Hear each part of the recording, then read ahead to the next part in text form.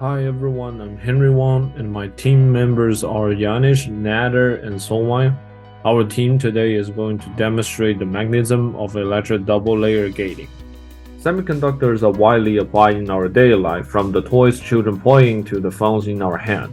A lot of research even focuses on how to use different device geometry to mimic the functions of our biological brains.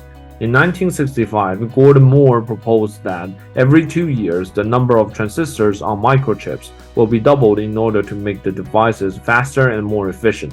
However, traditional semiconductors such as the silicon products have approached its physical limit, so modern applications require a new class of atomically thin semiconductors such as graphene or tungsten diselenide. Before I go into the detail of our project, we have to address a concept. How does EDL form?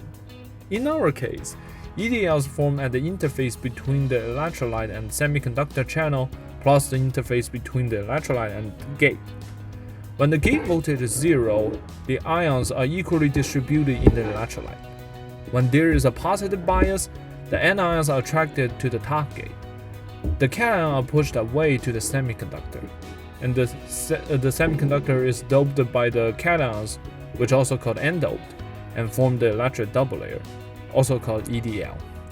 When there is a negative bias, the mechanism is reversed to get the semiconductor p-doped.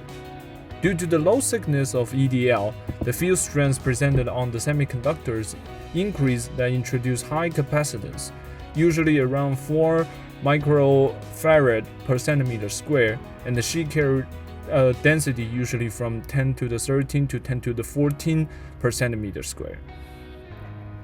Here is a 3D schematic of the graphene-based field effect transistor. It consists of the source, drain, and the gate.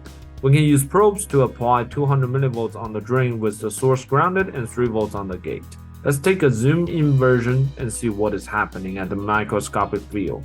The red and blue sphere are the opposite charges. When the red ball is approaching the semiconductor surface, the blue balls are attracted to the gate surface.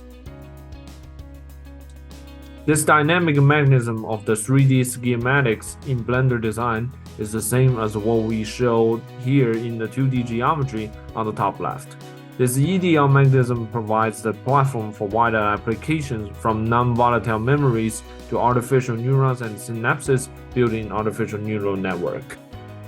At the end, first, I would like to thank my colleagues, Somai Ghosh, Yanish Sarawati, and Nader Satori for putting a lot of hard work into making this video. Also, I would like to thank my PI Dr. Susan Fullerton, Dr. Kershi, and Shubhanati for the literature support. At the end, I would like to also thank Dr. Chris Wilmer and Ritesh Power for the great support on Blender. Thank you, everyone.